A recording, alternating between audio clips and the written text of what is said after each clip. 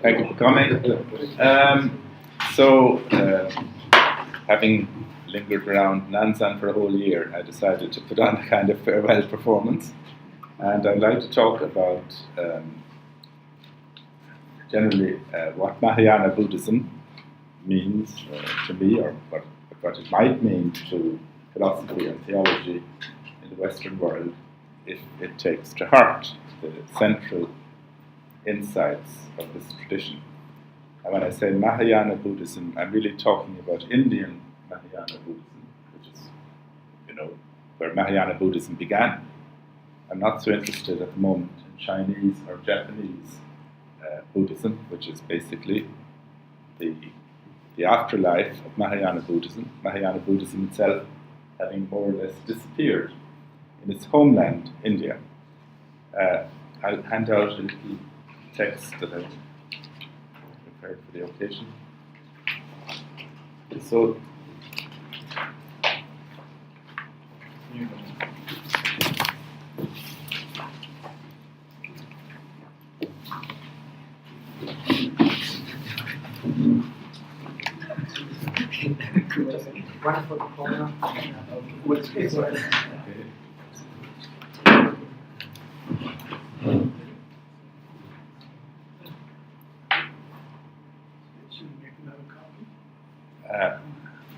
is somebody missing a copy? No, it's all right. No, we got it. Okay. Yeah. The four Mahayana notions that I pick up are very well-known ones. I'm sure you all know them already. Emptiness, non-duality, skillful means, upaya, and the true truths, the conventional and ultimate truth.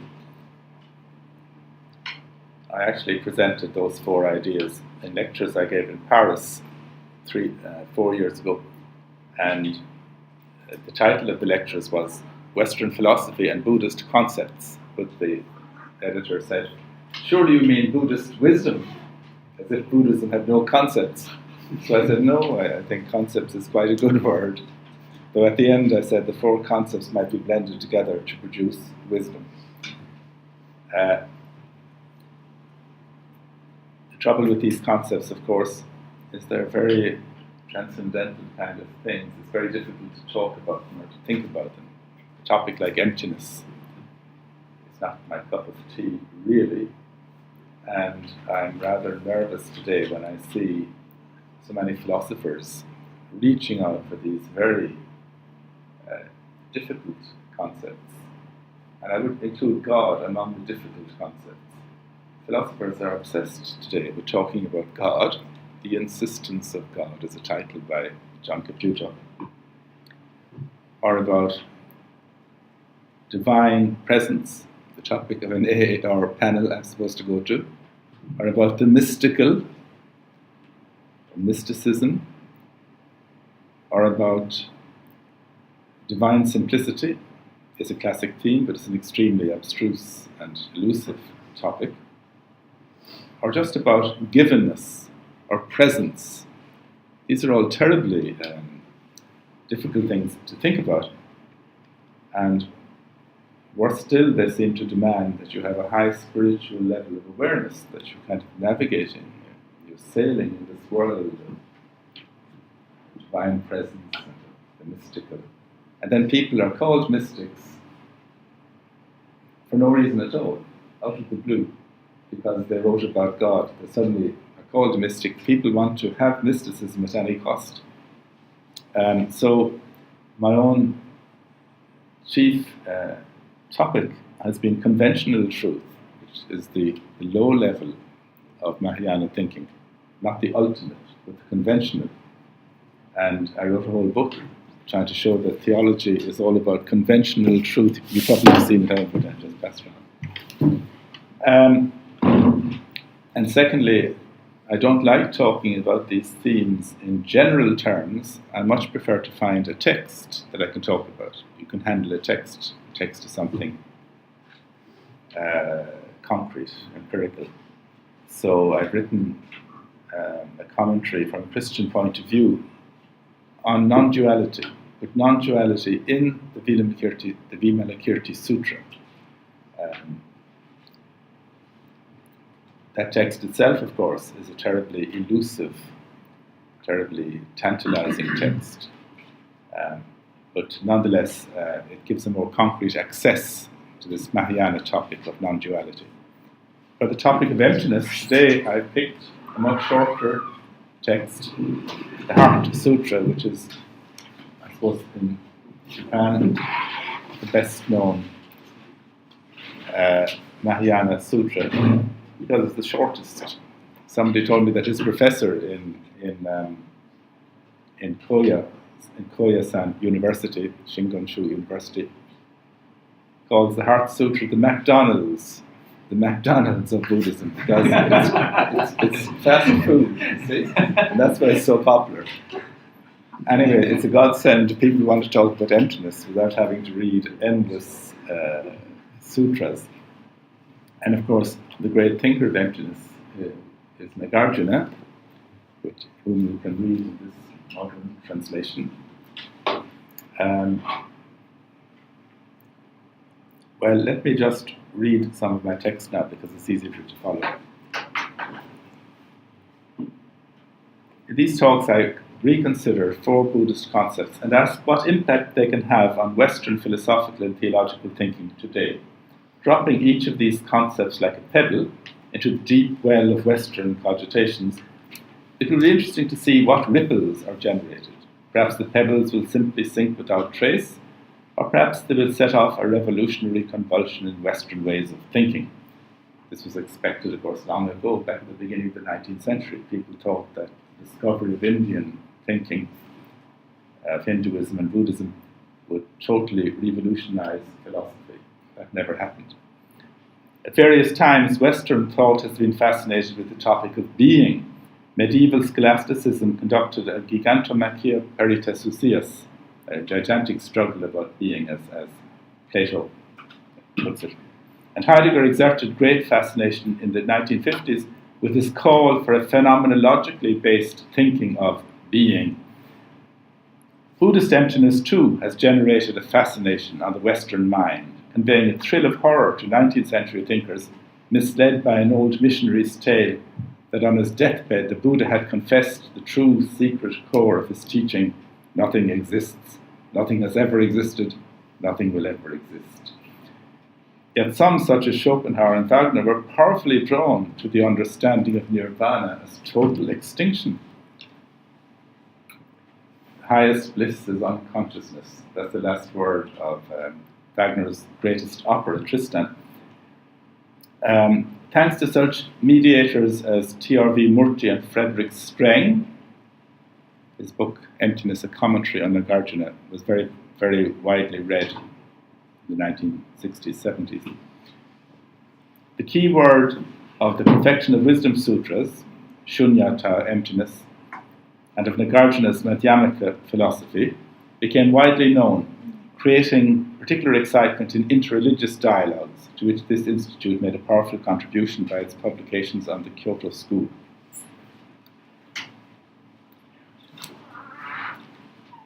I skipped the next paragraph because I've kind of said it already. It has come to seem old-fashioned now today to set up a debate between Buddhist emptiness on the one hand and Western conceptions of being or Christian conceptions of God on the other. Yet the themes of being and emptiness are not simply going to disappear, and it seems likely that future thinking on being and on divine presence will be pervaded more and more by reference to Buddhist emptiness. Not because of some global ecumenical concern with dialogue, intercultural dialogue. No. But because what Buddhism points to is emerging within Western consciousness itself as an undeniable reality, and it resonates with an awareness that has been glimpsed in Western philosophy and theology in various forms. For instance, in the old traditions of negative theology and Neoplatonism, or in the power of the negative in Hegel, or in the phenomenology of nothingness in Heidegger. I don't propose any kind of equation or equivalence between these things, but I think we can't, as Westerners, really think about Buddhist emptiness without remembering our own traditions that have talked about nothingness or the negative and made much of them. Another tradition is the ancient Greek skepticism, which often sounds very like Nagarjuna, just as Nagarjuna often sounds very like it. The locus classicus for the idea of emptiness is the Heart Sutra, which is a late resume of the Perfection of Wisdom Sutras.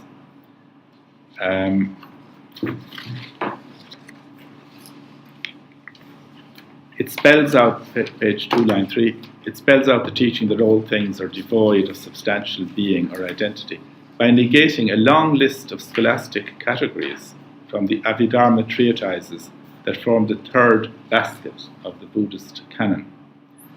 And I quote, "Where there is emptiness, there is neither form, nor feeling, nor perception, nor impulse, nor consciousness, the 5 skandhas, the 5 heaps that make up what we wrongly call the self. No ear, no eye, or ear, or nose, or tongue, or body, or mind. No form, nor sound, nor smell, nor taste, nor touchable, nor object of mind. No sight organ element, etc., until we come to no mind consciousness element. These are 3 sets of 6, the 6 senses, their objects, and their faculties.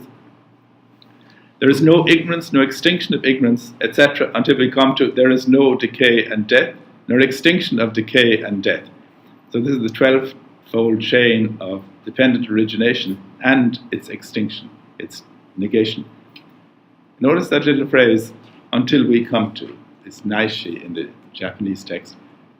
It makes the sutra even shorter. It uses shorthand instead of listing all the things.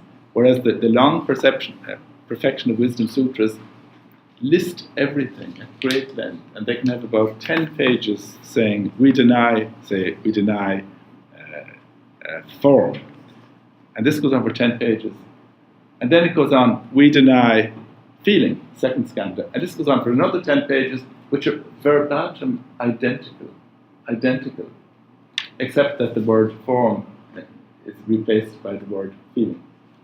I bought, at enormous expense, the text of a large chunk of one of these long Perfection of Wisdom Sutras, complete waste of money.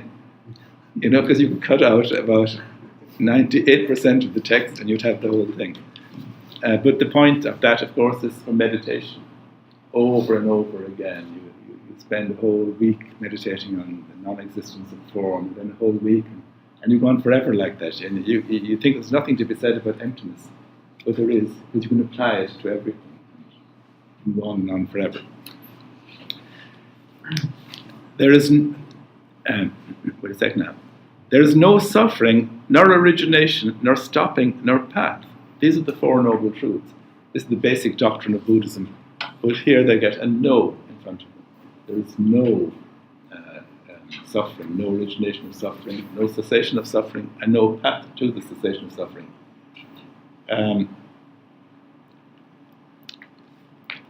What does that no mean? There is no cognition, no attainment, and no non-attainment.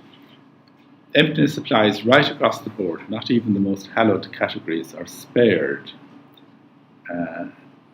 There's even a touch of mischief behind all this. It comes out in the Vilamakirti Sutra, which is a very comic sutra, and it uses this freedom to deny and negate in order to make shocking statements, paradoxical statements that kind of completely puzzle and subvert your settled habits of mind. And Nagarjuna, again, is a very mischievous thinker. He fleshes out the declarations of the Perfection of Wisdom Sutras. The Perfection of Wisdom Sutras, I should mention, are the oldest and fundamental sutras of the Mahayana tradition. What makes Mahayana distinctive is this radical thinking of emptiness, going beyond early Buddhist thinking of non-self. It says all dharmas, every element, every reality lacks self, lacks substance. There's nothing to cling to. There's no there, as it were. the figure of the Bodhisattva, the Buddhist saint who courses freely in emptiness, is given a new radical portrayal also in the Mahayana tradition. So emptiness and the Bodhisattva, I would say they are the two pillars of Mahayana. Now, Nagarjuna fleshes out these radical declarations of emptiness in a subtle dialectic as he overturns the claims of every candidate to substantial being. Candidates could be simple everyday things like walking, or like time, or like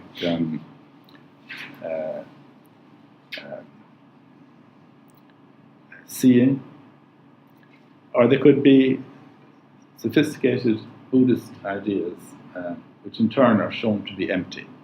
So there's a kind of through the 27 chapters of his very dense text, it's a text written in verse, he moves from the simplest to the most subtle forms of substantiality.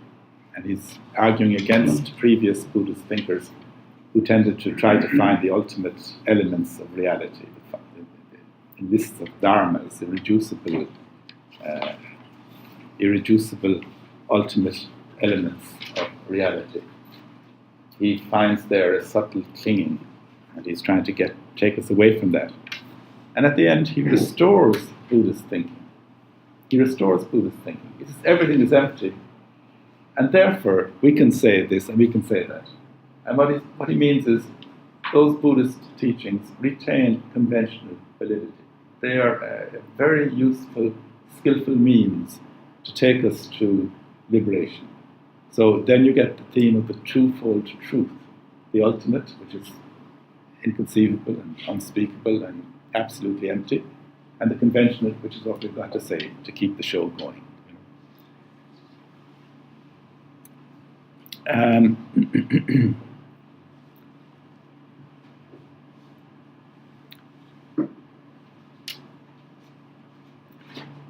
So the Madhyamaka people, they overturn every claim to substantial being, to svabhava, self-existence. But they give the best of their efforts, strangely enough, to defending conventional truth, to defending the flimsy, dependently co-arisen texture of things, using it as a field of compassionate engagement. The notions of conventional truth and skillful means are what save emptiness from being merely destructive. Because emptiness is avoiding two extremes, the extreme of substance that you cling to, and the extreme of emptiness, the extreme of nothingness, of nihilism, where you just abandon everything. And why the Buddhists would object to that is it's lacking in compassion. You're abandoning all these suffering beings. You're saying they don't even exist. Why should I worry about them? This is, of course, extremely paradoxical. There's one exchange in Vilamakirti Sutra where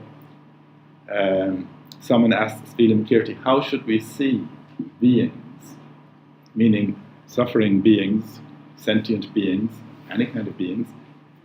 And of course, Vilamakirti replies by a long list. We should see them as a bubble, we should see them as a cloud that's evaporating, we should see them as the son of a barren woman, we should see them as the sixth skanda, which doesn't exist, and radically denies the existence of everything, of everybody. And then he immediately follows by saying we must go out to them in compassion, we must try to lead them to enlightenment. Is the paradox ever fully resolved? Perhaps it isn't. But the conventional, dependently co-arisen world in the middle of which we are living is the field for the exercise of compassion and for leading people to wisdom. Compassion and wisdom, as you know, are the two foundations of Buddhism. And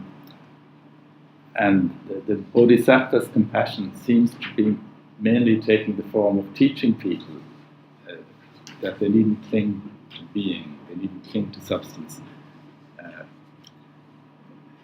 And leading them to the enlightenment that comes from this. Well, so how would philosophy and theology in the West receive this particular element of the Mahayana message?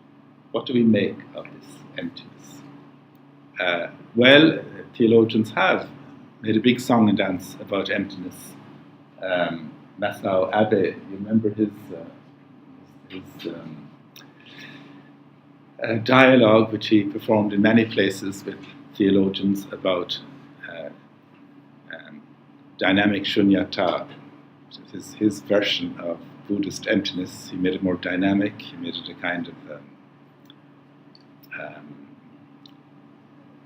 almost a creative principle. And on the other hand, kenosis, the kenosis of Christ in the Bible. Christ empties himself. In this kind of Buddhist Christian dialogue, that becomes very elaborate. God himself empties himself. Kind of. When God creates the world, he sort of disappears into the world. All sorts of speculative conceptions of that kind, which of course have a long tradition in the West, in kenotic theologies and in German idealism. Anyway, the theological reception of emptiness should not, I think, become a bloated speculative rumination about divine kenosis and the like. Rather, emptiness is a wholesome therapy of our language and praxis.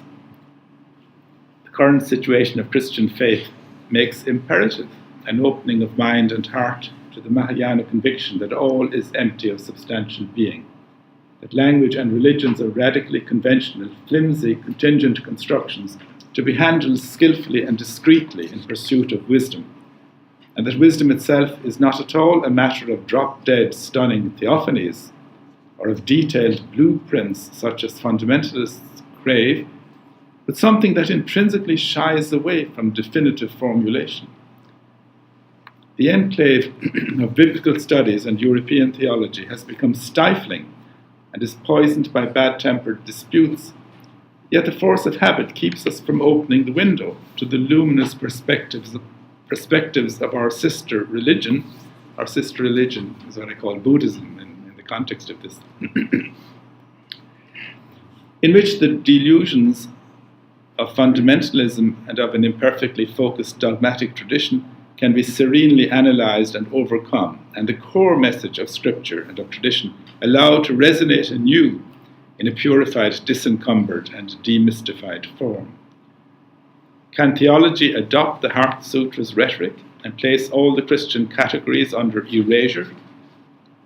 There is no God, no incarnation, no church, no sacraments, no sin, no judgment, no forgiveness, no atonement, no grace, no holiness. Buddhism does not seem to have a strong notion of blasphemy, and even shocking Zen utterances such as, if you meet the Buddha, slay the Buddha, do not prompt an outcry from defenders of orthodoxy. Or maybe they did in the past, I don't know. If anyone knows, please tell me. It is understood that this iconoclastic attitude is not a destructive and depressing nihilism, but a way of enacting freedom from attachment to views. Views. You know, right view is the first step on the Eightfold Path which leads to nirvana. But in Mahayana Buddhism, we have a strange twist. Even right view is dangerous. In fact, right view is more dangerous than wrong view. Why? Because you get attached to it, you cling to it. So freedom from views, not just from wrong view, but from right view, is a medicine that Christianity could well handle, benefit from, as indeed could Islam.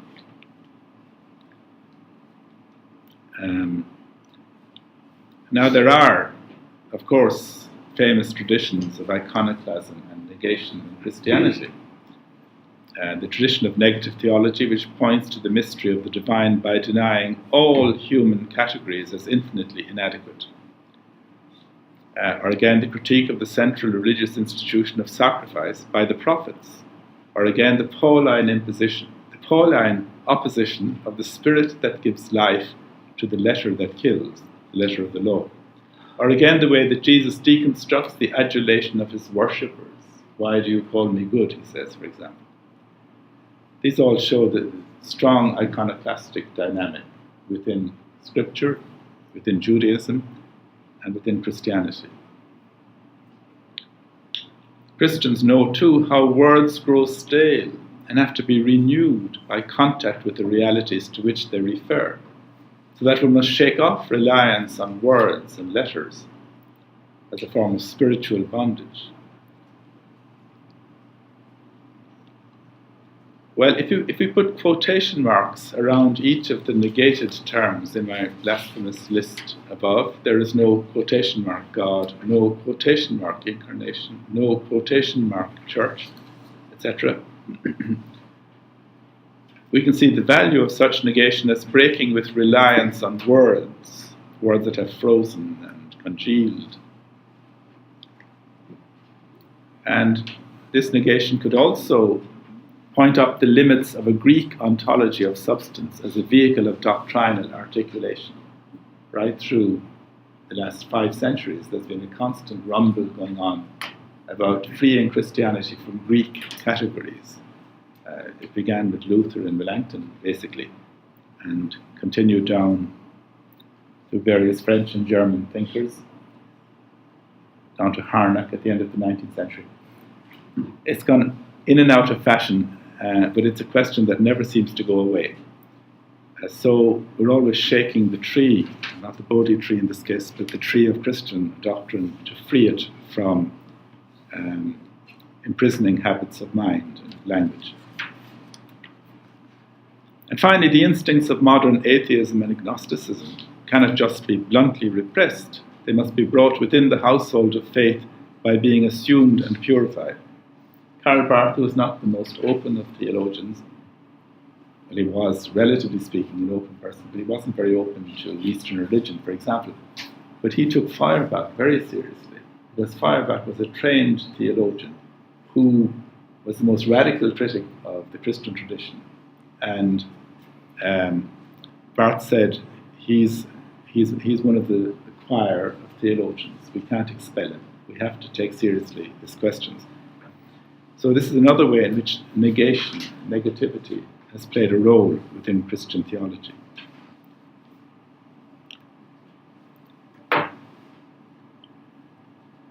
If Hegel has a lesson for Christians, it is that they should take the negative on board under the sign of the cross. This may be done most serenely and comprehensively through embracing the gracious emptiness embodied in Buddhism. The puzzle of how to wield the sword of emptiness skillfully, always a big one for Buddhists themselves. Remember the famous thing about emptiness is like a snake. You have to handle it. You handle it the wrong way. It's deadly.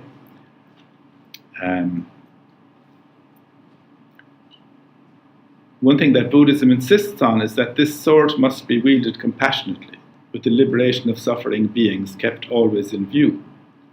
Compassion and intellectual radicalism are unlikely yokefellows.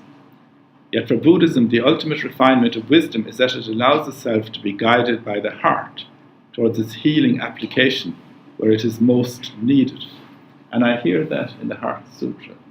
The Heart Sutra is put in the mouth of the Bodhisattva of compassion. We often miss that point, but it puts the whole sutra in a new light. To bring a hermeneutics of the heart to the drastic negations of Mahayana Buddhism entails that one hear them from the very start in the key of compassion. These negations are meant to heal us of fixation and delusion.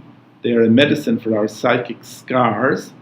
If we descend into the cave of the heart and cultivate what Heidegger calls Stimmung, or attunement, the attunement of mind-heart to what is manifesting itself, if we undertake a contemplative thinking that takes its cue from the words of the text when they are heard as one hears in the heart, sicut auditur in corde, St. Augustine, then we will hear the sutra's negations as Buddhists hear them, as the cutting of the chain that binds us link by link and the restoration of our spiritual freedom.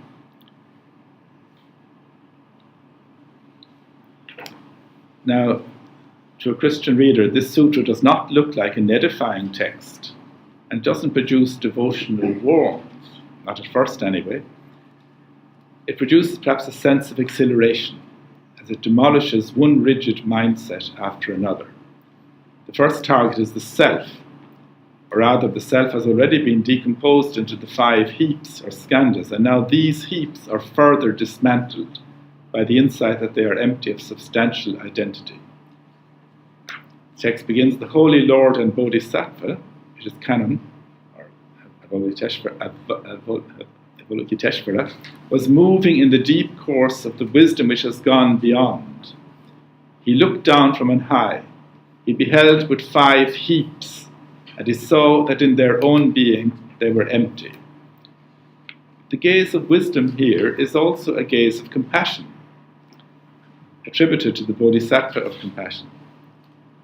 The highest vision of the earlier Buddhism was the realization that all the dependently originated factors of our experience, the elements of our material being, our volitional and emotional impulses, consciousness itself, are such that they offer no place where the notion of an ego can lodge.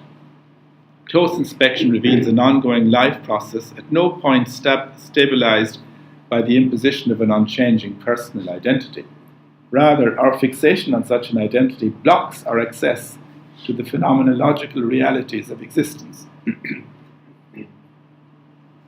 Early Buddhist texts already anticipate the Mahayana doctrine that not only we, but everything whatever, lacks a substantial identity. In a sense, there is nothing new about the Mahayana declarations, just as there is nothing new about Jesus' commandment of love, which is a quotation, thou shalt love the Lord thy God, and thou shalt love thy neighbour as thyself, is a quotation from 2 parts of the Torah, the Hebrew Bible. So the most distinctive teaching of Jesus Christ is not his own teaching at all. In both cases, we have a delayed explosion, as the full implications of an older tradition are realized or taken to heart in a revolutionary way. Western thinkers have done their share to relativize or pulverize the ego, from Hume, who was probably influenced by Buddhism, I could tell you about that, through Bradley, Mach, Mautner, Musil, Sartre, Lacan, Beckett, and surely there are many others. These thinkers offer an extremely useful lead-in to Buddhism for the Western student. But to what does their dismantling of ego lead? Does it lead to a coldly resigned, skeptical empiricism, or to joyful liberation and delicate compassion? Any questions? Any feedback?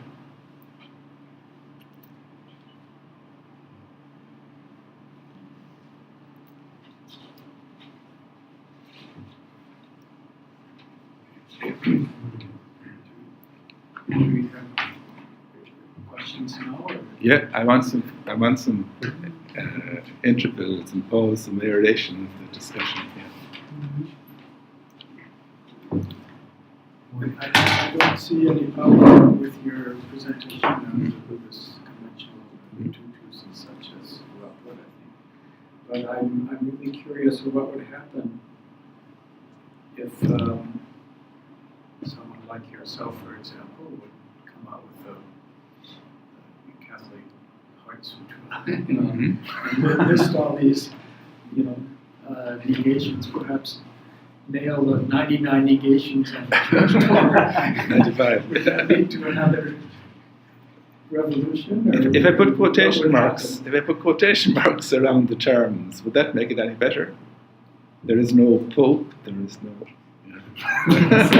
Well, to be effective, I think it should be without quotations. Yes. With an explanation of what that. Like you're doing. Yes.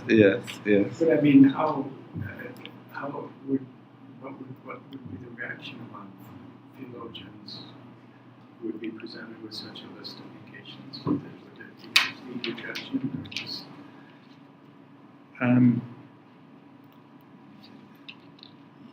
In a way, you could do it. Of course, this Buddhist text doesn't come out of the blue. It doesn't come out of the blue.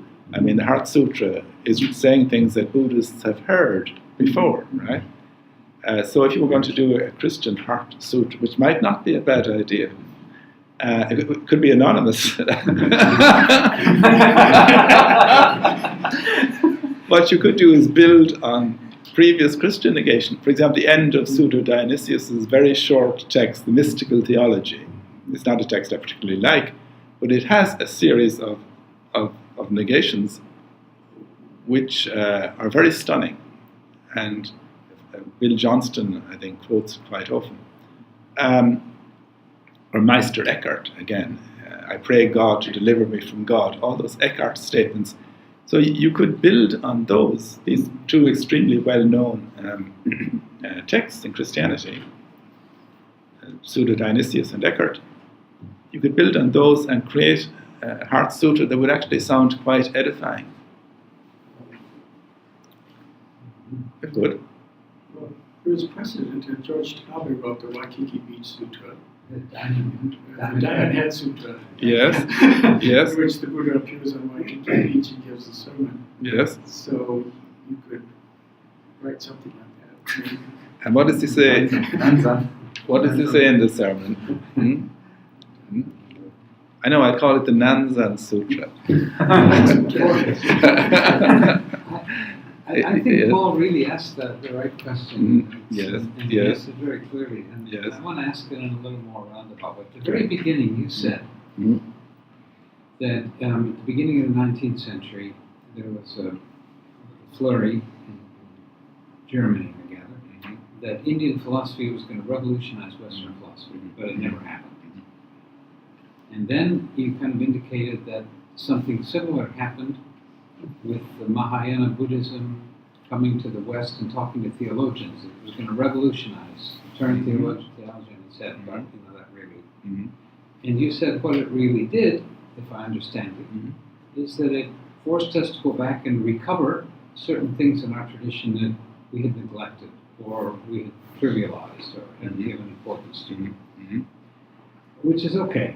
But it really is a very clever way of getting around Paul's question. Because we used to have a woman here who was a research institute member from the very beginning. She was a Bonaventure scholar. Do you remember her?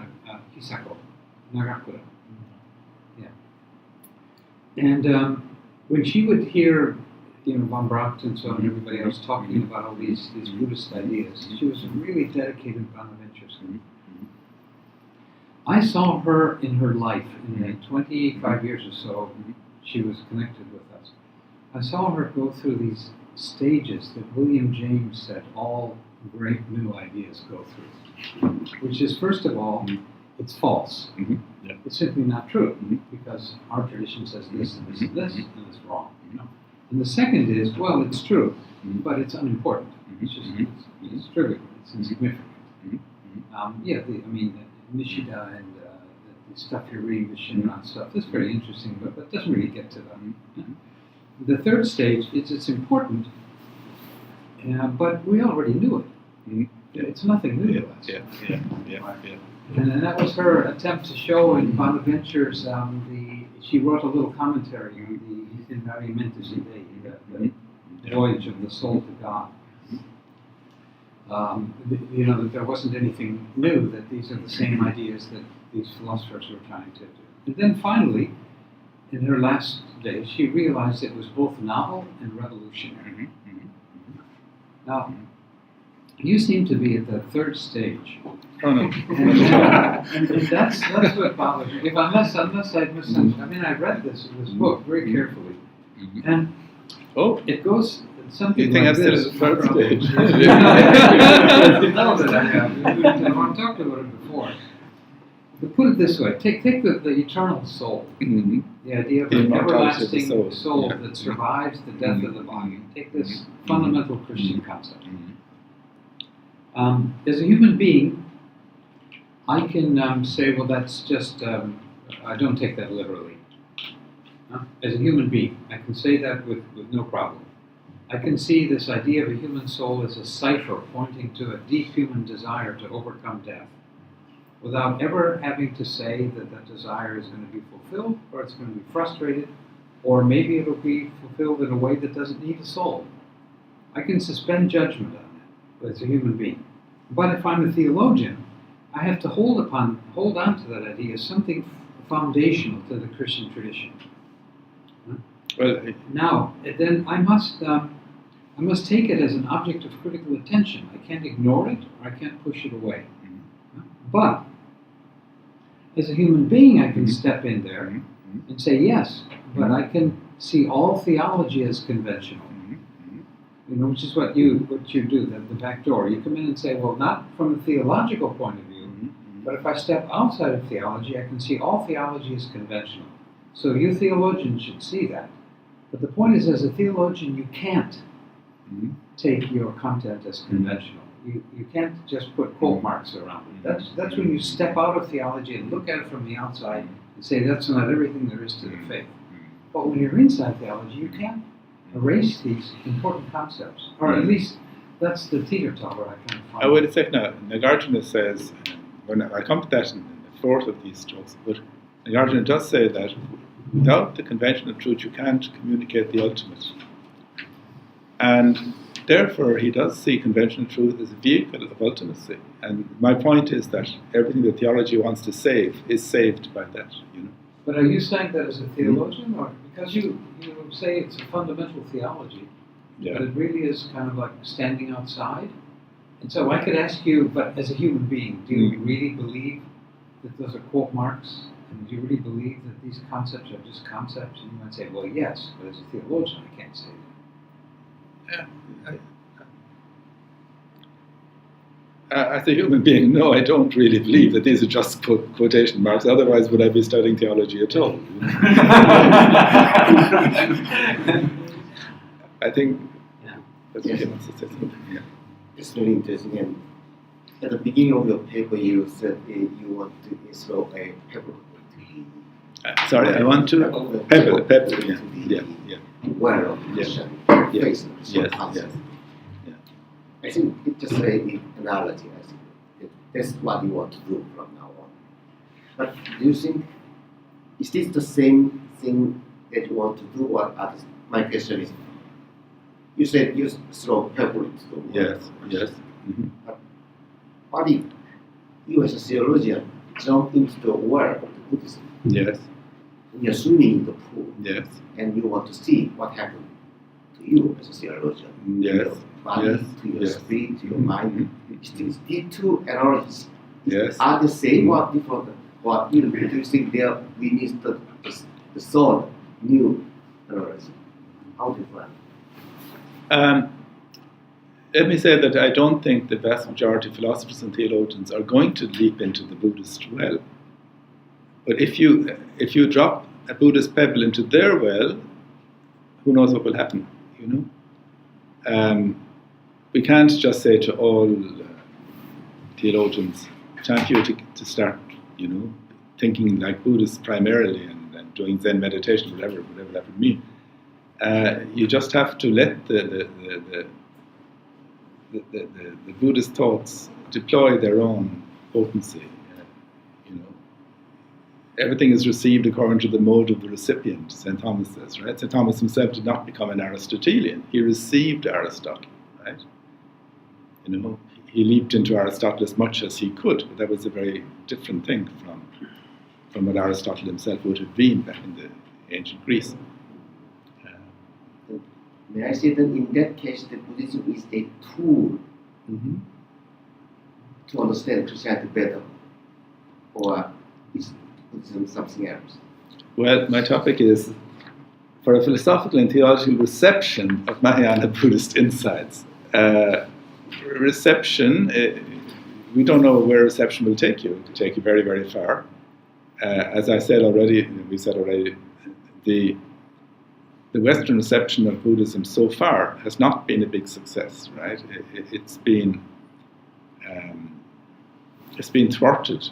And, I was just reading about your own country today, in that book that Cyril Belliat edited, that the bishops discourage priests from studying Buddhism and mistrust their motives. And priests went to universities and said, I'd like to study Buddhism, but I don't think I'd have a job afterwards. Protestant pastors have the same experience, even worse. And Buddhist universities don't want Catholics or Christians studying their Buddhist material because they mistrust their motives. They might use it to attack Korean Buddhism. So these are the external impediments, which I think are quite still quite entrenched, despite the nice talk about interreligious dialogue. In practice, it's thwarted. But also there's sort of inherent resistance, I mean.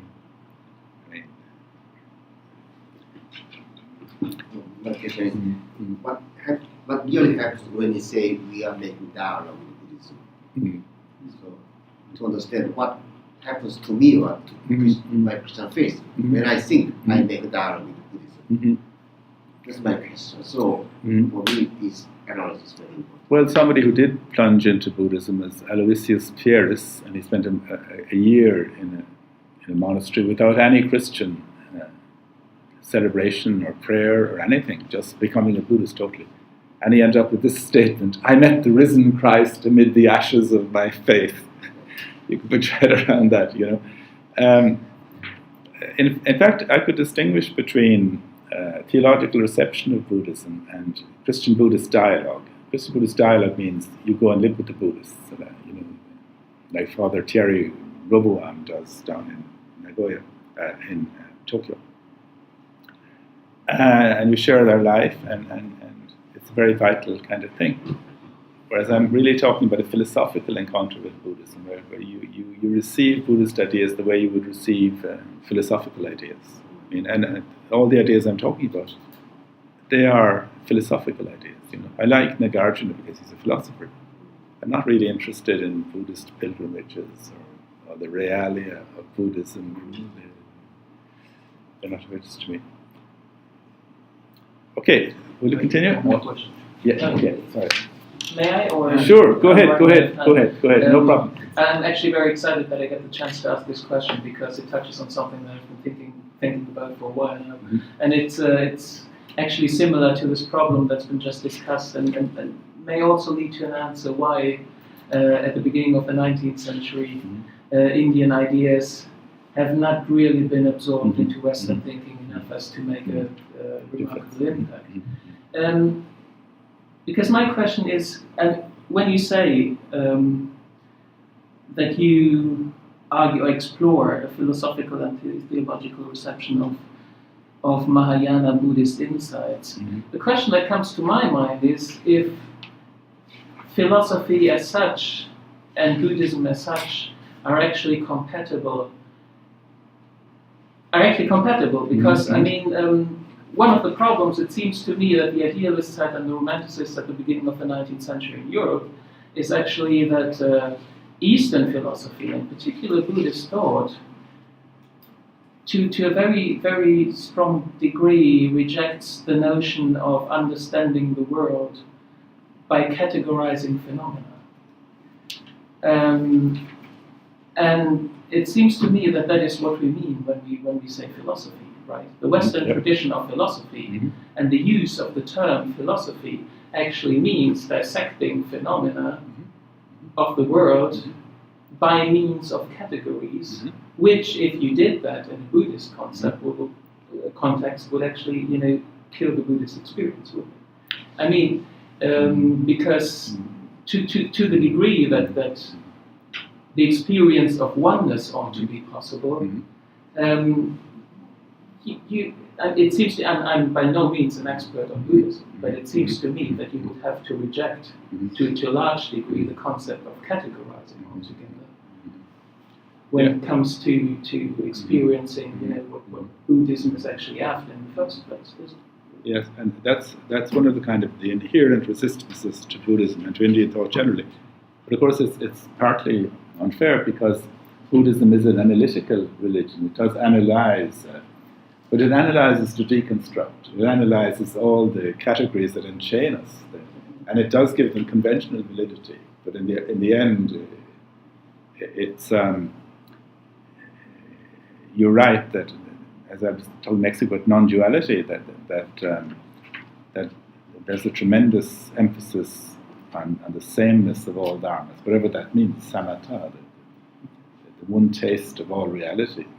And this is something that you won't find very much of in Western philosophy. You might find an aspiration towards it. The German idealists, they were very keen on overcoming dualisms and finding a kind of unity. Sometimes they took a sort of mystical form, semi-mystical form. But then we have the triumph of Western science, thanks to the distinctions and the categories. Science has proved its merits. So any Buddhism, any dialogue with Buddhism would have to face that. We can't say science is an illusion, the science is well, actually, up until early modern times, philosophy was a synonym for science. Yes, that's right. Yes, that's yes. What philosophy meant. Yes, yes. And science was called philosophy. Physical sciences was called philosophy at one time, I think. But there we are.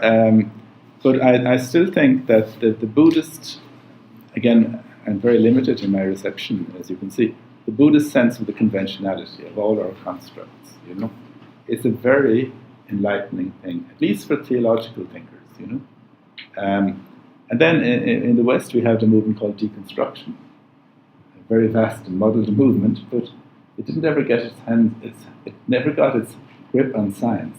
Science defeated the deconstructionists, but it certainly affected humanistic studies very widely, and it sort of paved the way for a reception of that side of Buddhism. Okay, anyway, let's continue a little. The central passage of the Heart Sutra is the following: form is emptiness, and the very emptiness is form. Emptiness does not differ from form, nor does form differ from emptiness. Whatever is form, that is emptiness. Whatever is emptiness, that is form. Same is true of feelings, perceptions, impulses, and consciousness. And you see, we always recite form is emptiness. Form is rupa, which is more matter, material, than actual form. But in fact, that's only a stand-in for a whole string of propositions. Each of the skandhas in turn is emptiness. And indeed, everything is emptiness. And emptiness is everything. So it's a kind of a statement about the very nature of being. And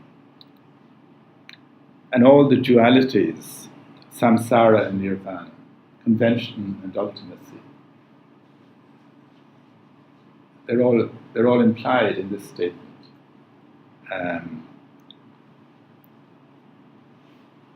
If you want ultimacy, seek the conventions. If you want nirvana, plunge into samsara. And this, of course, again, is non-duality. There's no dualism between here and there. Here is there is here. Well, like many profound dicta, these words, familiar though they are to East Asian ears, will always retain a residual opacity, teasing the mind like a koan. They are words to be kept in the heart, Heart Sutra, where their meaning can come into focus over time, in different ways. We may brood on the riddles presented. Phenomena are empty of own being, hence form is empty. But why is form emptiness? And why is emptiness form? What does not differ from, in the second sentence, add to is? What does whatever is emptiness, that is form, add to the two previous sentences? When he says the same is true, it suggests that we can say not only that feeling is emptiness, perception is emptiness, etc., but also emptiness is feeling, emptiness is perception, emptiness is impulse, and emptiness is consciousness. And these are, of course, very rough translations of the Indian words.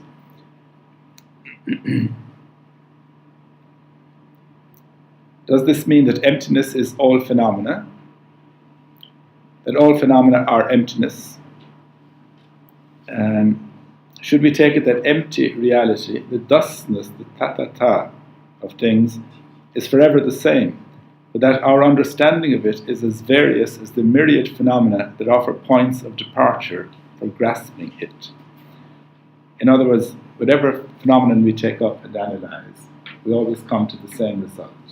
We analyze form, feelings, we discover they are empty. Indeed, they are emptiness itself. We fall in emptiness itself.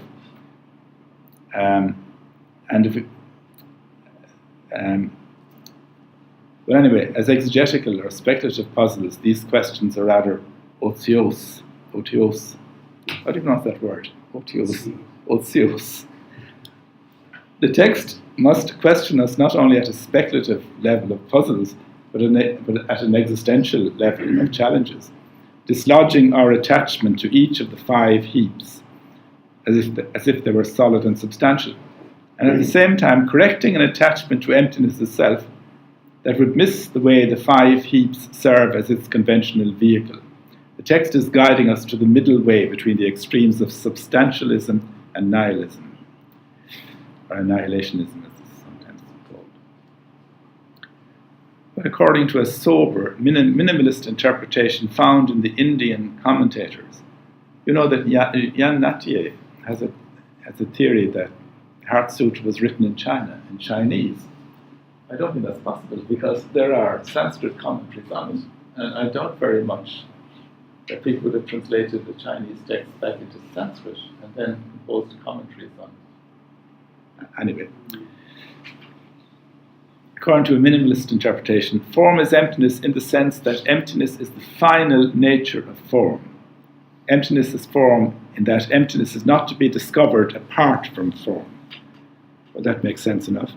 I analyze this table and I discover that its final nature is emptiness. And then you ask me, where is emptiness to be found? And I say, well, it's not to be found apart from form. If you want to find emptiness, analyze the table and find its emptiness.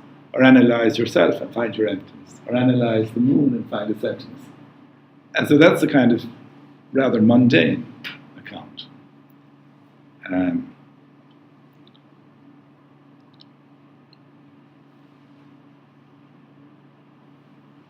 It makes emptiness seem like something similar to being. The ultimate reality of beings is being, the act of being, as Thomists would put it. Except that when Buddhists do the same analysis, they find emptiness as the ultimate reality. Something slightly flat, slightly disappointing about that interpretation. One version of the Perfection of Wisdom Sutra distinguishes 18 forms of emptiness. The sameness and simplicity of emptiness can be approached from different aspects, different conventional perspectives in which emptiness comes to light. In each case, the discovery of emptiness entails a discrediting of the very oppositions and categorizations whence the search was launched. This permits a multitude of subtle deconstructive discourses in which conventionality is brought to the realization of its own incoherence, while yet remaining indispensable for action and communication and as a salvific, skillful means. I'm getting a little bit beyond the topic here because conventionality is a topic for another day. The ultimate sameness, samatha, of empty reality reduces every this and that of our experience to a surface discrimination without deep roots. To realize this is the first step to unimpeded enlightenment, the true, pure, and all-pervading knowledge possessed by all the Buddhas, whereby the Buddhas gain an insight into the nature of all realities, of all forms. Quoting Suzuki there. Emptiness is a leap beyond ordinary thinking. Suzuki again, as long as we are bound to a realm of particulars, we see causality and relativity everywhere, because this is the place for them to function. But since we are never satisfied with this state of affairs, we leap for life or death over the bottomless abyss gaping before us. The leap lands us in the realm of emptiness that lies underneath the world of causes and conditions.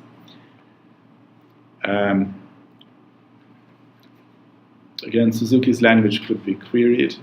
He sounds like a kind of Platonist. You have the forms and shadows, and then you leap to ultimate reality, which is emptiness, whereas for St. Thomas it would be being.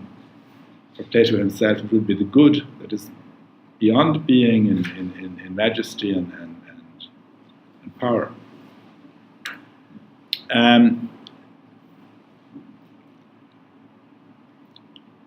I tend to think of it rather differently. I think that emptiness sort of dismantles all our attachments. And it teaches us, it reveals to us the texture of reality itself, an empty texture. But emptiness itself is only the means to uncovering this empty texture of reality. It's a kind of a therapy.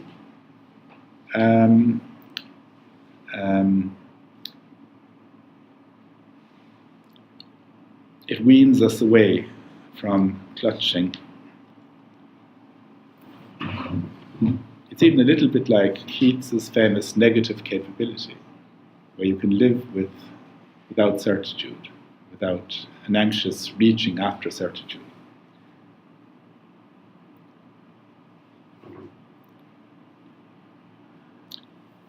Well, I'd like to come back now, since I've gone on so much about emptiness, to the other dimension of Buddhism, which is the compassionate dimension. And I'd like to draw your attention to the way that the Heart Sutra is actually a very human sutra. There are human beings, or at least there are personal beings involved in the way its teaching is expounded. It is the Bodhisattva of compassion who speaks in the sutra, and he is not fixated on emptiness. I think this next quote might also be from Suzuki. His eye turns in two opposite directions, inwardly and outwardly.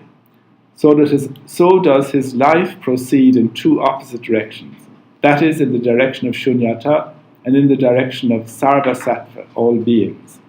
He does not immerse himself in the ocean of eternal tranquility. If he does, he is no longer a bodhisattva.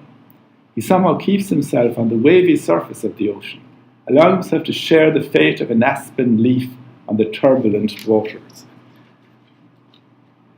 This is this is really the heart of Mahayana Buddhism. Emptiness is not the heart of Mahayana Buddhism. The heart of Mahayana Buddhism is the bodhisattva existence, which doesn't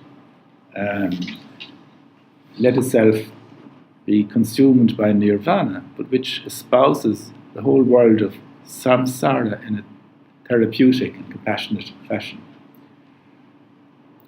The whole teaching of the sutra, the dharma of the sutra, is enshrined within an intense interpersonal drama. Quote again, the players are few and formidable. Shakyamuni Buddha, Avalokiteshvara, Shariputra, also with Prajnaparamita, the mother of the Buddhas, silently present. So you have four persons as well as the hearers of the sutra. There is a later, longer version of this sutra which extends this interpersonal context to the point of overpopulation.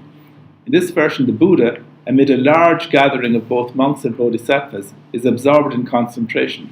Shariputra, through the Buddha's might, asks the meditating Avalokiteshvara how people should practice if they want to course in the course of this deep perfection of wisdom. And it is in reply to this that the teaching of the sutra is pronounced. So it's in a question and answer situation. And many of the Mahayana sutras are dialogues.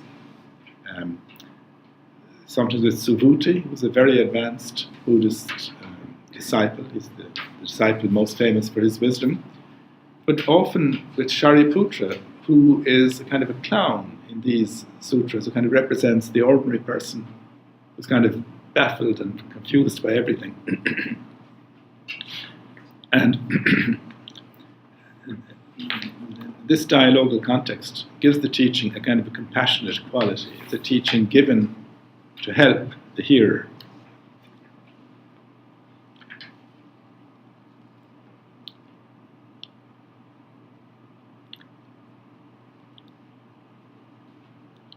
In the background is the audience of all living beings for whom these questions are being asked and answered. The ending of this longer version opens the interpersonal context to embrace them all. The Buddha emerges from his concentration and applauds Avalokiteshvara, saying, "As you have explained it, so it is approved by all the Tathagatas." This is received with joy by Shariputra, Avalokiteshvara, the monks and bodhisattvas, and the whole world with its gods, men, Asuras, Garudas, and Gandharvas.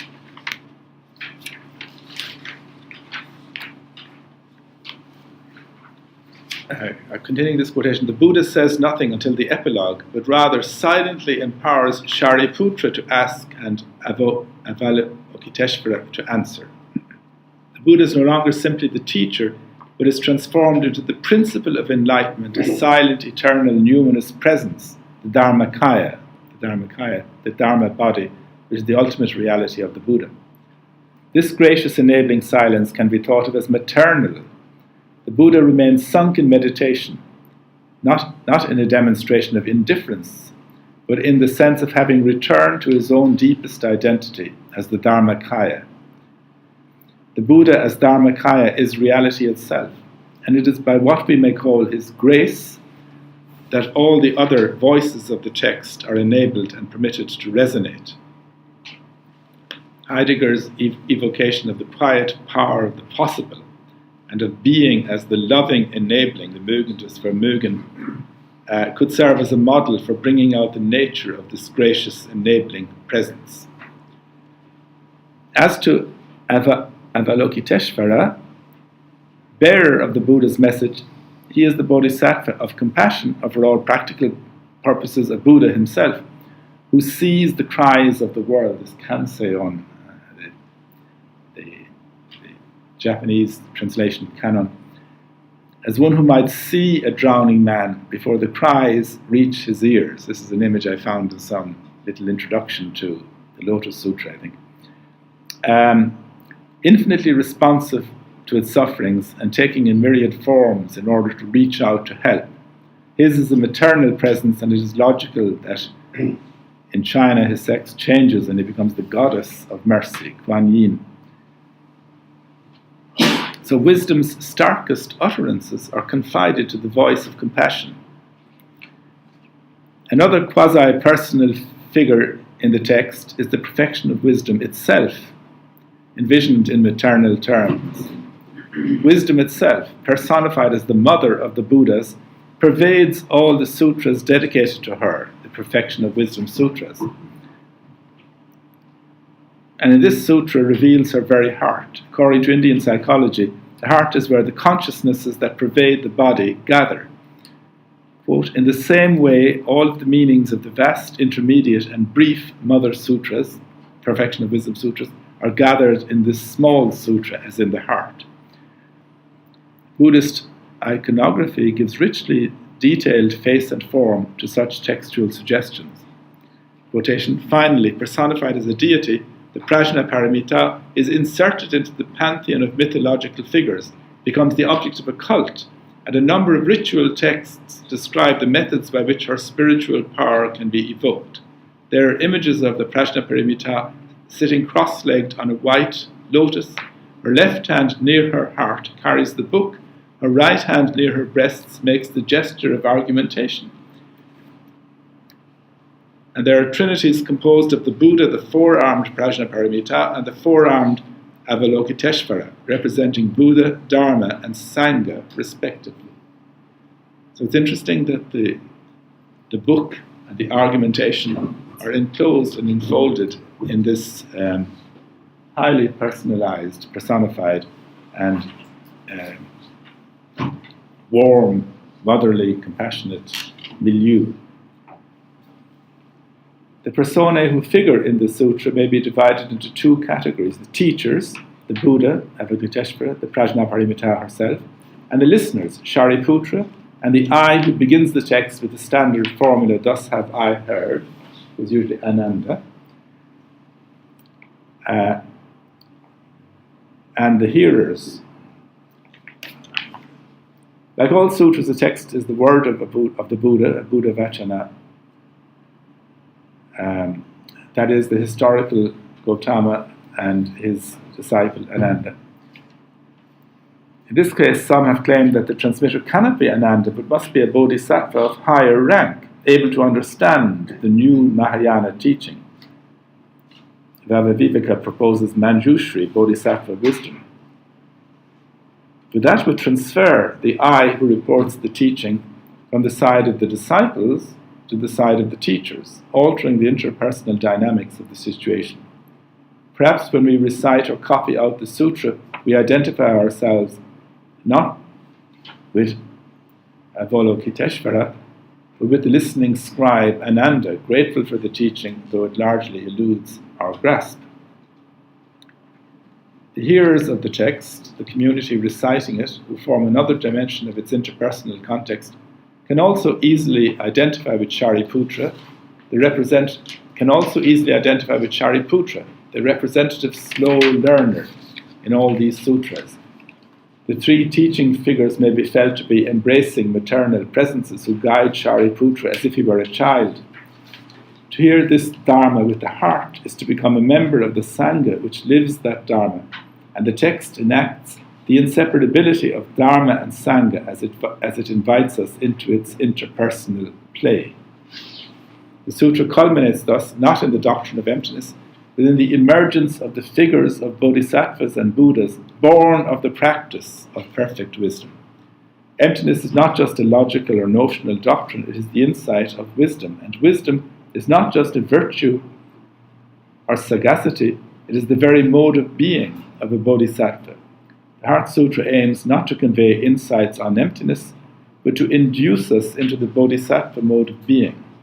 More than that, if wisdom is the mother of all the Buddhas and bodhisattvas, the sutra itself becomes a mother or midwife giving birth to its readers as bodhisattvas. The sutra ends with the spell of great knowledge, a layer of all suffering, this famous mantra, gone, gone, gone beyond, gone altogether beyond, oh what an awakening, all hail. To some readers this will be the least useful and palatable part of the text. Still it plays a crucial role in opening out the abstract discourse of the text to an horizon of concrete engagement. That is, when we recite the text, we enact the emptying it expresses, and its dynamism impels us to the ecstatic embrace of wisdom in the mantra, in which we taste joyful release from the shackles that the preceding negations have cut one by one. On the lips of Canon, Avalokiteshvara, the mantra enacts a joyful disengagement that entails a compassionate engagement on behalf of deluded, suffering beings. That's the first half of today's lecture. The other half is in my office. But let's have a little bit of discussion of that, please. There is more question. Yes. On the last page, you have instituted the second paragraph from the below. And more than that, wisdom is the mother of all the Buddhas and Bodhisattvas. And you said you have written this Bodhisattva with capital D. Yes. But the next one, the sutra itself becomes the mother or midwife giving birth is written as Bodhisattva. I think the bit in quotations is a quotation from somebody. I've lost the references here today. But I usually write Bodhisattva with a small b myself. And I even write Buddhas with a small b. I only write Buddhas with a big B when it's an individual Buddha. For example, Gautama Buddha. There's no difference between these mother Bodhisattvas and the text as mother Bodhisattvas. No difference. I have a question about the way you're using emptiness. Yeah.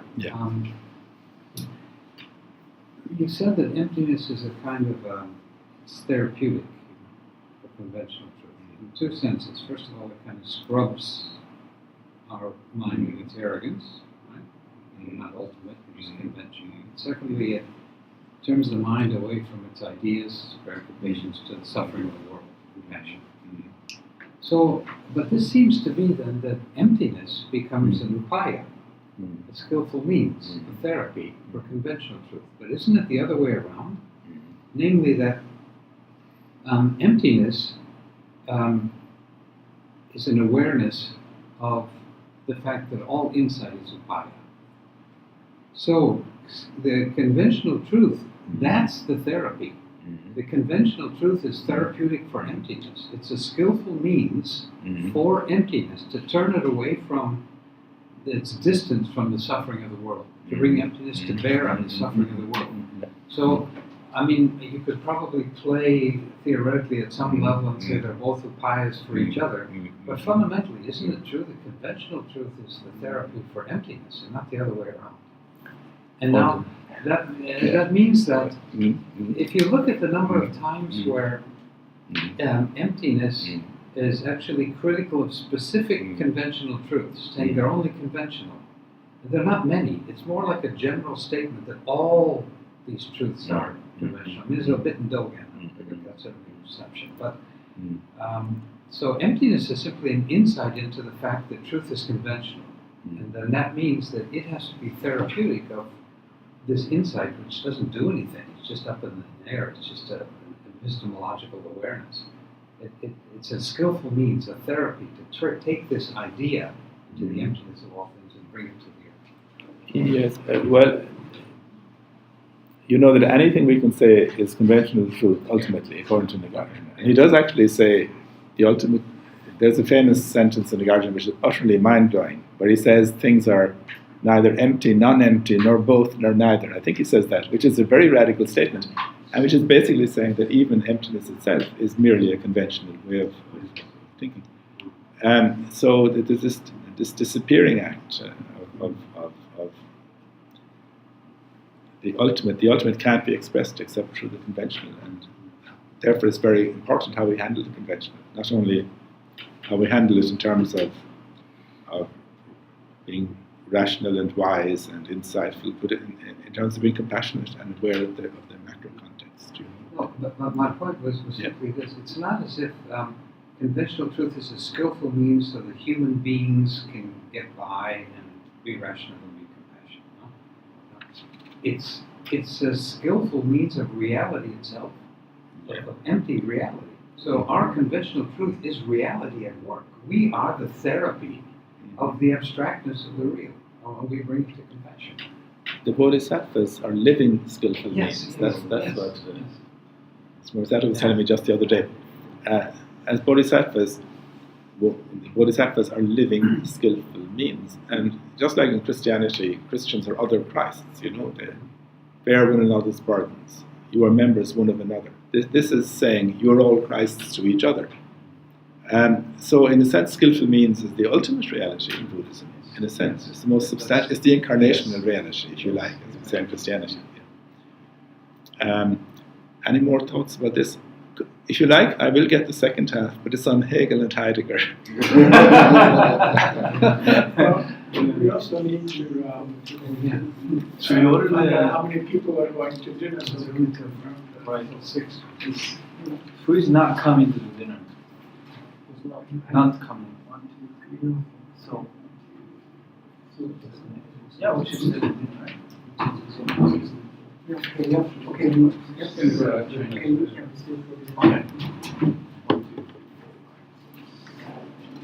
Okay, I'll make a phone call. And presenting the second half?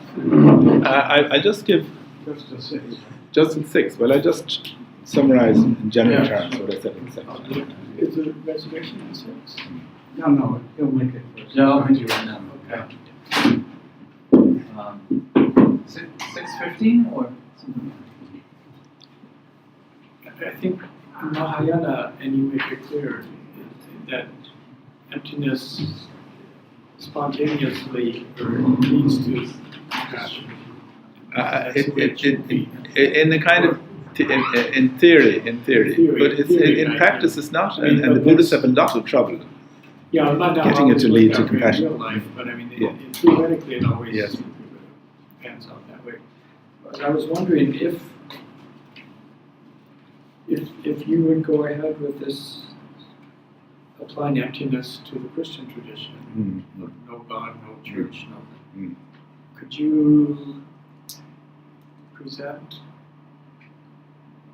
it in a way that it would lead to a compassion within Christian theology, or what's the determining factor that leads in that direction? That's going to take me very far from today's talk now, because it goes into the incarnation and everything, right? And also, I don't think emptiness leads spontaneously to compassion. That's what Japanese Buddhists always say. But that book by Viyavar, which I like very much, it's a kind of a survey of what the Mahayana Buddhists in India actually said about emptiness and compassion, including with Shantideva especially. And the Madhyamaka people, what they actually said. And they're constantly saying that we need to strike a balance. There's the village and there's the forest. It's very nice to go back to the forest, but you must come back to the village sometimes. And they have the greatest trouble attaining this balance. It's like the two wheels of an ox cart. If one goes down. So the non-duality of emptiness and compassion, the non-duality of wisdom and compassion, of course this is something they really believe deeply in. But it's the non-duality of things that prima facie look like opposites, And in fact, any non-duality that doesn't have to deal with real opposites is not of much use. If I say the non-duality of milk and tea in the morning in my cup, big deal. It has to be the non-duality of two quite opposed things. And emptiness and compassion come across as quite opposed, because the empty person says, well, all is empty, so why bother? Why should I make a fuss to help the little old lady across the road? I mean, we're all empty, ultimately one and so on. And compassion then says, why should I bother meditating on emptiness? It's a complete waste of time. I'm not doing anything. So you have this constant tension between two kinds of Buddhists. And unity is hard to find. What do you think? Maybe I may ask a quick question, somehow in relation to that. I was wondering, when you finished your talk, if something that you say here in the end may not provide a possible solution to a problem you've brought up earlier in your talk. In the end, you talk about the practice of reciting texts, and you say, when we recite the text, we enact the emptying it expresses, and its dynamism impels us to the ecstatic embrace of wisdom in the mantra, in which we taste joyful release from the shackles that the preceding negations have cut one by one.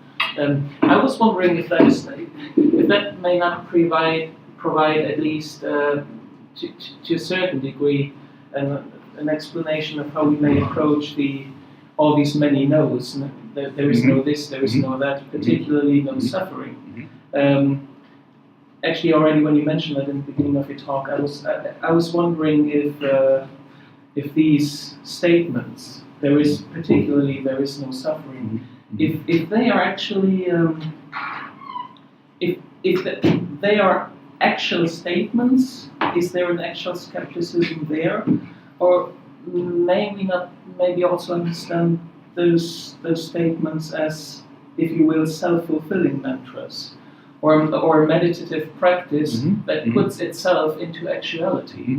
I think that's very so as to say that actually there is no suffering until I ponder on the fact that it's actually possible that there is no suffering, and thereby putting the no suffering into practice for myself.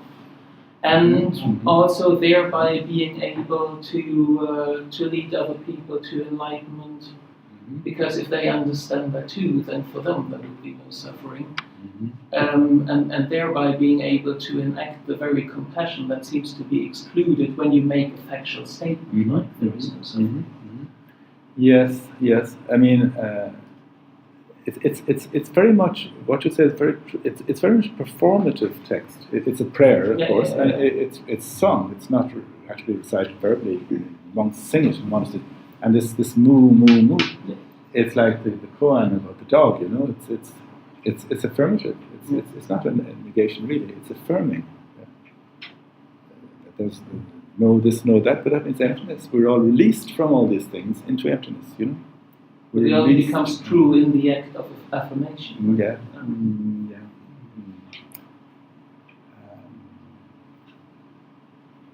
Or at least that's a possibility.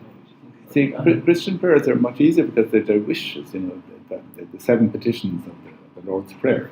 Thy kingdom come, Thy will be done. Give us this day our daily bread. And in a sense, the wish is fulfilled in the prayer. If you pray, hallowed be Thy name, you are hallowing the name. If you pray, Thy kingdom come, you are saying, let the kingdom is coming. If Thy will be done, you're obedient to the will of God by saying that prayer. Therefore, the will of God is being done Forgive us our trespasses as we forgive those who trespass us. The very fact of praying that means you have forgiven them, and therefore you are being forgiven. Because the gospel does say something about to whom, I forget. If you forgive your enemies, your own sins will be forgiven, something like that. Lead us not to temptation, deliver us from evil. I mean, in a sense, this is a performative prayer which is enacting what it says. But it's maybe easier to understand why that would be the case, because in the case of the Christian, praying, as you've just recited, you still rely on the agency of God. Well, yes, you're tuning into divine which grace. the Buddhists yes. can't do. Right? Well, I was trying to say, though, that in this particular text, there is a grace at work, that the Buddha's silent presence, the silent presence of the Dharmakaya, and of the perfection of wisdom itself, conceived as a maternal presence, is a kind of enabling grace which allows these words to be spoken. And in the Vilamakirti Sutra, it's the same. Vilamakirti is a very wise bodhisattva, but there's a kind of communion going on between him and Shakyamuni sitting on his mountain down the road, or in his grove, whatever it is. And there's a sense that all the miracles he works are enabled by some grace, So, no, just wondering always about where does Dharmakaya function in this kind of emptiness versus bodhisattva or prajna versus karuna? Like, what's the function of Dharmakaya? Is it kind of the last ultimate to connect all these? This is a question for Paul. Dharmakaya, the Buddha has usually three bodies: his physical body, his enjoyment body, and then the ultimate Dharmakaya. But in the ultimate Dharmakaya,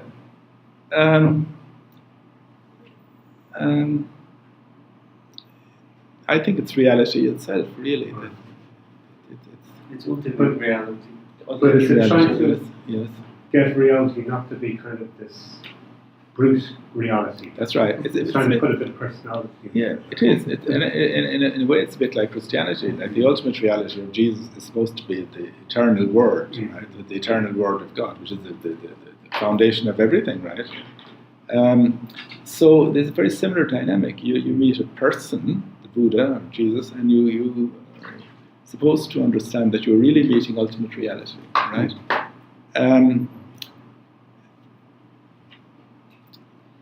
I have a question that relates to that. Is there really a notion of non-duality in Christian theology? Or something remotely close to that? I searched. I didn't search Christian theology. I searched just the New Testament, and I found enough material to work on. Let me say, there is. I mean, John's Gospel is, of course, famous for its non-dual utterances, and they misunderstood so drastically in the past. Jesus says at one stage, "I and the Father are one," or "He who has seen me has seen the Father," right? And people say, yes, because, of course, as the eternal Son of God, he is consubstantial with the Father. And this was used in the Nicene period, the controversy with Arius, but it's completely irrelevant.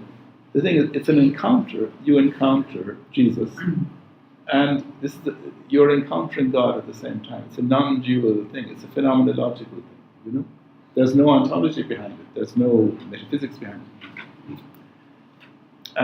Is it maybe it's related to the idea that God?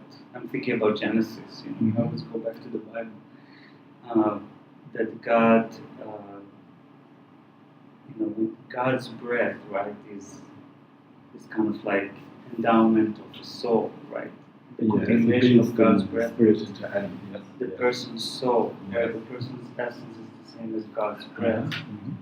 Is there any theology about this idea, or is it just completely, just like an unrelated abstract formulation of non-duality?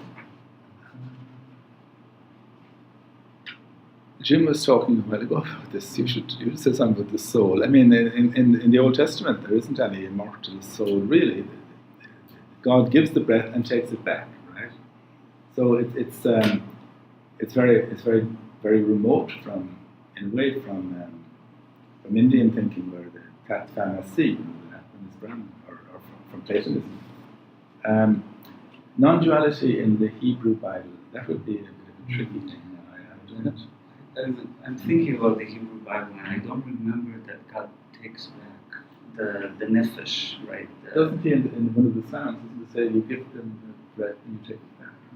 The Lord gives, the Lord takes away, blessed be the name of the Lord. That's not what the breath in the is. Song of Songs, That's in Job. but not in Genesis. No, In the 2 chapters of Genesis. No, well,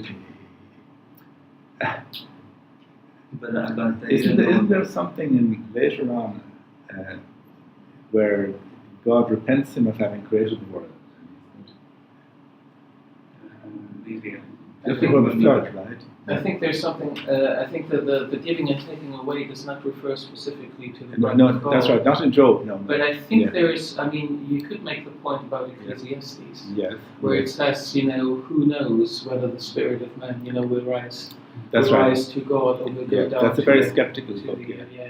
It's astonishing that that's in the Bible, where he says the man dies like the beast and they both go the same way. Yeah. But I think in Genesis itself there is some sense that God can take back the breath of life. And it's in the Psalms too, I think, but I won't go to that. But the non-duality is what you're asking about. And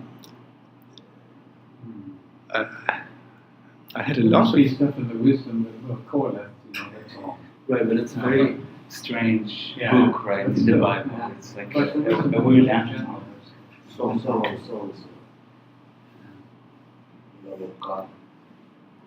Love of God and human love. Well, yes, that's non-duality, and again, it's brought to a peak in the Johannine writings. He who abides in love abides in God. Right. There's a non-duality between human and divine love. I mean, man is created in the image of God, right? Could be interpreted as non-duality, maybe, or the reflection of the ultimate. Well, the difficulty that many Christian theologians have with any kind of talk about non-duality is that the distinction between creator and creature was so important in Christian theology in warding off various heresies that were falsifying it one way or the other. And the creature is totally dependent on divine grace. If you say the creature himself is the source of grace, or anything like that, theologians would get very, very nervous. So there are kinds of non-duality in Christianity. Even the fact that you have the devil in God's court talking about what to do with Job. Yes, that's a kind of non-duality.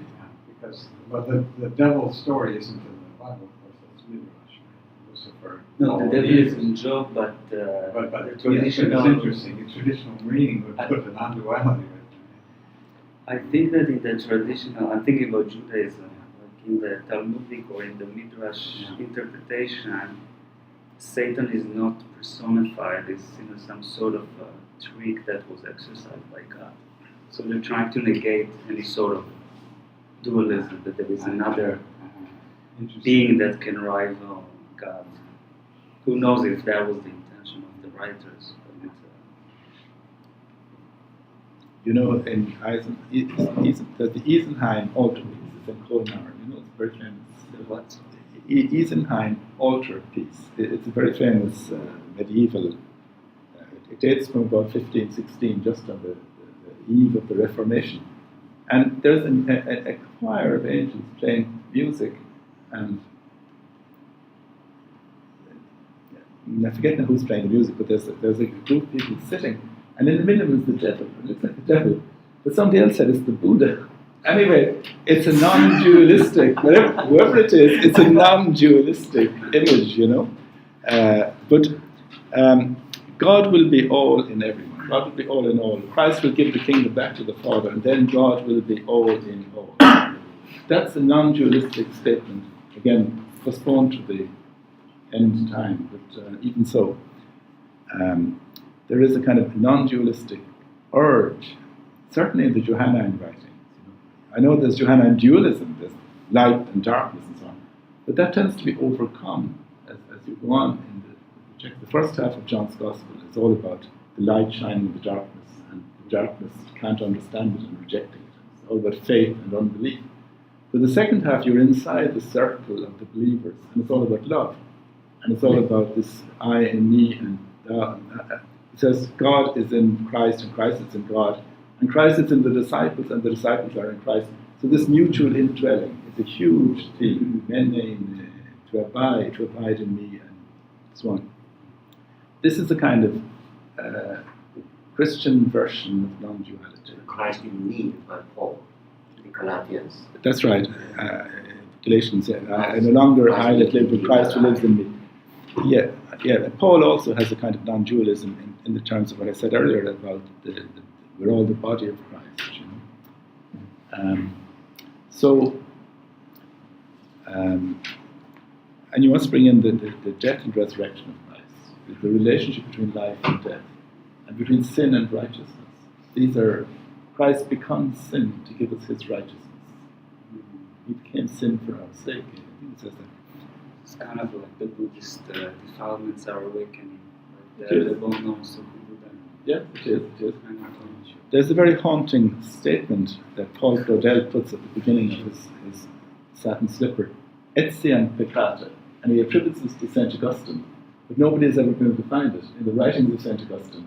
And the two words Etiam and peccata, of course, could come up anywhere. Sins also, or also sins. The meaning is that sins themselves become part of the web of salvation.